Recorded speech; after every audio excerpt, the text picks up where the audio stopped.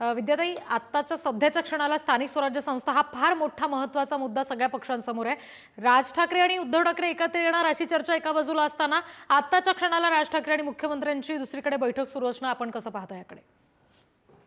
मला काही त्याच्याकडे विशेष आश्चर्य वाटत नाही। याच्याबद्दल तुम्हाला राज ठाकरे नाही तर फडणवीसच खुलासा करू शकतील। ते दोघं जण का भेटले, कशासाठी भेटले याच्या बाबतीत मी काय सांगणार आहे। त्यामुळे निश्चितच निवडणुकांच्या पार्श्वभूमीवर त्यांची भेट असावी। पण मग राज ठाकरे जर येत असतील महायुती सोबत या सगळ्या संदर्भात, तर मग विरोधात जर आपण लढणार असाल तर आपण कसं पाहता राज ठाकरेंची ताकद, ही मनसेची ताकद जी काही आहे ती महायुती सोबत आल्यानंतर? नाही, याच्यात काय होणार आहे, मराठी मतं हे दोन्ही शिवसेनेमध्ये डिवाइड होणार आहेत आणि राज ठाकरे जर युती बरोबर गेले तर उत्तर भारतीयांची जी मतं आहेत ती भाजपला मिळण्याऐवजी ती उद्धव ठाकरेंकडे जाऊ शकतील। त्यामुळे राज ठाकरेंना बद्दल उत्तर भारतीयांच्या मनामध्ये भीती असते। त्यामुळे त्यांना बरोबर घेतलं तर त्यांचा काय फारसा फायदा होणार नाही, पण नुकसान होईल। कारण भाजप हा पूर्ण देशभर पसरलेला पक्ष आहे आणि इथे मुंबईमध्ये जास्तीत जास्त उत्तर भारतीय, बिहारी वगैरे आहेत आणि यांना वेळोवेळी चोप देण्याचं काम मनसे करत असतं। त्यामुळे मराठी माणूस उद्धवजींकडे जाईल आणि उत्तर भारतीय जो आहे तो काँग्रेसकडे जाईल। त्यामुळे महाविकास आघाडीचा फायदा होऊ शकेल। बरं, म्हणजे महाविकास आघाडीला यानंतर फायदा होईल असं आपलं ठाम मत आहे? निश्चितच। बरं विद्याताई, धन्यवाद। ही सविस्तर प्रतिक्रिया आपण पुढारी न्यूजला दिलीत यासाठी। या क्षणाची ही महत्त्वाची बातमी आपण बघतोय। मुख्यमंत्री देवेंद्र फडणवीस हे ताज हॉटेलमध्ये दाखल झालेत। आधी राज ठाकरे आणि नंतर मुख्यमंत्री हे हॉटेल ताजला अँड साइंड्स इथं आलेले आहेत आणि मागच्या गेटमधून मुख्यमंत्र्यांचा ताफा हॉटेलच्या आत गेलेला आहे। काहीतरी मोठ्या घडामोडी घडतायत, काहीतरी मोठ्या हालचाली आता सुरू झाल्यात असं म्हणायला हरकत नाही, कारण मागचे काही दिवस सातत्यानं दोन ठाकरे बंधू एकत्र येतील असं म्हटलं जात होतं। आगामी स्थानिक स्वराज्य संस्थांच्या निवडणुका डोळ्यासमोर ठेवल्या आणि त्या दृष्टीने विचार केला तर मग आत्ताची होणारी ही भेट ती सुद्धा चर्चा वाढवणारी आहे।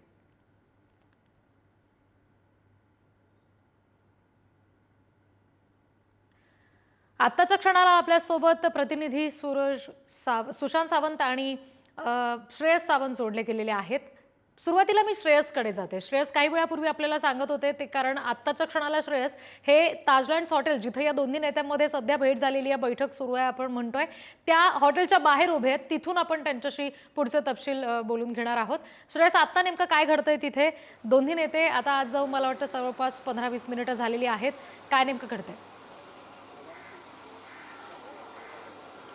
खऱ्या अर्थानं आपण बघतो तर आता ही भेट होऊन खऱ्या अर्थानं जर झाली असेल तर 15 ते 20 मिनिटात या भेटीचं झालेत। आपण बघू शकतो ताजलँड यांचं चित्र आपण पाहू शकतो। तर आता कोणत्याच गाड्यांना खऱ्या अर्थानं आत विदाऊट सिक्युरिटी चेक जसं की विचारण्यात येतं तसं विचारण्यात येत आहे आणि कोणालाच आत पाठवत नाहीत। मात्र आपण बघू शकतो तर ताजलँड्स एंड हे खऱ्या अर्थानं अनेक कारणामध्ये चर्चेचं हॉटेल झालंय, कारण लोकसभा आणि विधानसभा निवडणुकीच्या अगोदर सुद्धा तीन नेत्यांची प्रामुख्याने भेट रिद्धी ही याच हॉटेलला झालेली।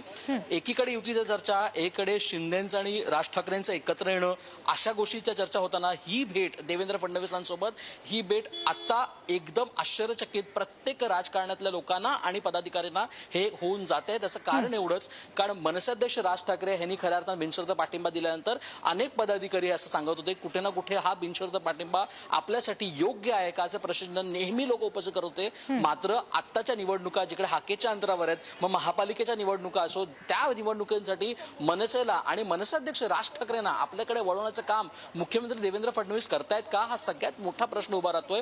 देवेंद्र फडणवीस आणि राज ठाकरे रिद्धी आपल्या सगळ्यांना माहिती आहे, कारण मैत्रीपूर्व संबंध आहे। ते जेव्हा केव्हा भेटले तेव्हा हेच म्हटलेत की आम्ही राजकारणाविषयी बोललो नाही। मात्र महापालिका निवडणूक सुरू असताना आणि अजून एक नमूद करावं लागेल की 10:15 दरम्यान मनसेअध्यक्ष राज ठाकरे यांचा दादरला एक नियोजित कार्यक्रम होता। तो कार्यक्रम सोडून मनसेअध्यक्ष राज ठाकरे हे ताजलँड एंडला आले आणि अर्ध्या तासापासून इथं पहिले बसले आणि त्याच्यानंतर मुख्यमंत्री देवेंद्र फडणवीस आले। त्यामुळे कुठे ना कुठे नियोजित कार्यक्रमाला बगल देऊन जेव्हा एक नेता ताजलँड्स एंडला खऱ्या अर्थाने येतोय आणि चर्चा करतोय, तर मात्र या सगळ्या गोष्टी चर्चा ही मोठ्या प्रमाणावर होते आणि ती बैठक होताना दिसते। अजून एक जसं मी सांगितलं, पुन्हा एकदा आपण दाखवूया प्रेक्षकांना, आपण ताजलँड्स एंडला आहोत। ताजलँड्स एंडच्या मेन गेटनी न जाता मुख्यमंत्री या गेटनी गेले आणि त्यांनी लेफ्ट मारलाय, जो खऱ्या अर्थानं ताजलँड्स एंडचा बॅक साइड आणि बॅक डोरनी त्यांनी एंट्री घेतलेली आहे। त्याचं कारण कुठे ना कुठे कुठलाही कार्यक्रम जेव्हा ताजलँड्स एंडला असतो तर मुख्यमंत्री थेट या VIP गेटमधून त्या डोरला जातात, जो मेन डोर ताजलँड सेंटरचा, पण ते न निवडता त्यांनी बॅकडोर निवडलाय. त्यामुळे कुठे ना कुठे चर्चा ह्या मोठ्या लेवलवर पाहायला मिळतात. रिद्धी, अगदी, आणि त्याच्यामुळे राजकीय वर्तुळातच याबाबतच्या चर्चा आता वाढतील असं म्हणायला सुद्धा हरकत नाही. श्रेयस, मी पुन्हा एकदा तुमच्याकडे येईन. सध्या सुशांत यांच्याशी आपण या संदर्भात बोलूया. सुशांत, आता आपण बघतोय, काही वेळापूर्वी आपण विद्याताईंशी सुद्धा बोललो, त्यांचं असं थेट म्हणणं आहे की मराठी मतं आणि उत्तर भारतीय मतं हा सगळ्यात मोठा प्रश्न उभा राहतो जेव्हा मनसे म्हणजे राज ठाकरे कुणासोबत जाणार किंवा नाही जाणार हा मुद्दा उपस्थित झाल्यानंतर. जर या दोन मुद्द्यांचा विचार करायचा झाला, मराठी मतं राज ठाकरेंकडे जातील आणि मग त्यामुळे उत्तर भारतीय मतं दुसरीकडे जातील का, याबाबतचा जर विचार करायचा झाला तर कशी नेमकी गणितं आगामी निवडणुकीमध्ये पाहायला मिळू शकतात? आपण जर रीती बघितलं असेल तर लोकसभा निवडणुकीत देखील अशी चर्चा झाली होती की राज ठाकरेंनी ज्यावेळी बिनशर्त पाठिंबा दिला त्यावेळी उत्तर भारतीय मतं कुठेतरी दुखावली जातील, कारण ज्या पद्धतीने मनसेकडून खर्च अटॅक करत उत्तर भारतीयांना विरोधात एल्गार राज ठाकरे यांनी पुकारला होता. मात्र लोकसभेला तसं होताना दिसलं नाही, विधानसभेला देखील तसं झालं नाही. जी उत्तर भारतीय मतं आहेत ती भाजपकडे राहतात, कारण ती भाजपचीच मतं आहेत असं भाजप नेत्यांचं म्हणणं आहे. मात्र मराठी मतांचं जर आपण बघितलं तर उद्धव ठाकरे आणि राज ठाकरे या दोघांकडे मुंबईतील मराठी मतं आहेत आणि त्याचा वारंवार प्रत्यय देखील आलाय.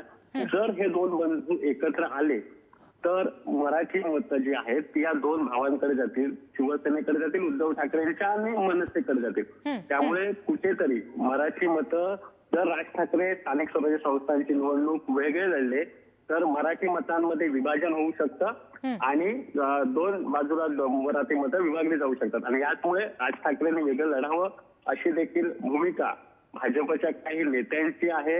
राज ठाकरे, उद्धव ठाकरे एकत्र येऊ नयेत अशी भूमिका महायुतीच्या काही नेत्यांची आहे. आणि याचमुळे हे प्रयत्न केले जात आहेत का देवेंद्र फडणवीस यांच्याकडून हे बघावं लागेल.